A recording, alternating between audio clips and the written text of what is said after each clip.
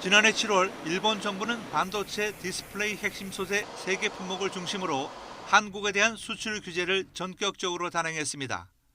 징용 피해자들이 일본 제철을 상대로 제기한 손해배상 청구 제3고심에서 4억 원을 배상하라는 우리 대법원의 판결에 대한 사실상의 보복 조치였습니다.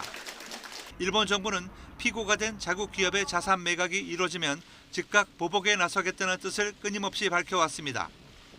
그러면서 일본 정부는 압류 신청 등을 받아들인 우리 법원의 결정문을 피고인 일본 제철에 송달하기를 거부했고 사실상 관련 절차는 중단되어 왔습니다.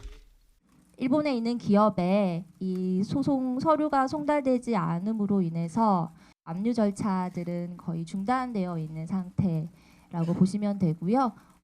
이런 가운데 대구지법 포항지원은 지난 6월 1일 관련 서류의 공시 송달 절차를 시작했고 그 효력이 다음 달 4일 발생합니다. 이렇게 되면 압류 재산을 처분하는 등 현금화를 위한 후속 절차가 가능해집니다. 상황이 급해진 일본 정부는 실제로 현금화 쪽으로 사태가 진전할 가능성이 높다고 보고 보복 조치를 서두르고 있다고 교도통신이 보도했습니다.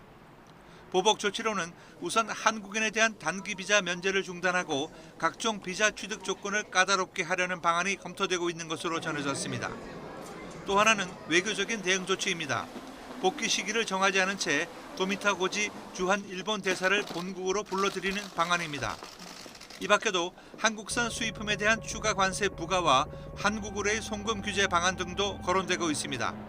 일본 측이 보복 가능성을 흘리면서 견제를 강화해 한국 측의 매각을 단념시키려 한다는 일본 언론의 분석이 나오고 있는 가운데 한일 양국 간 갈등의 파고가 다시 높아지고 있습니다.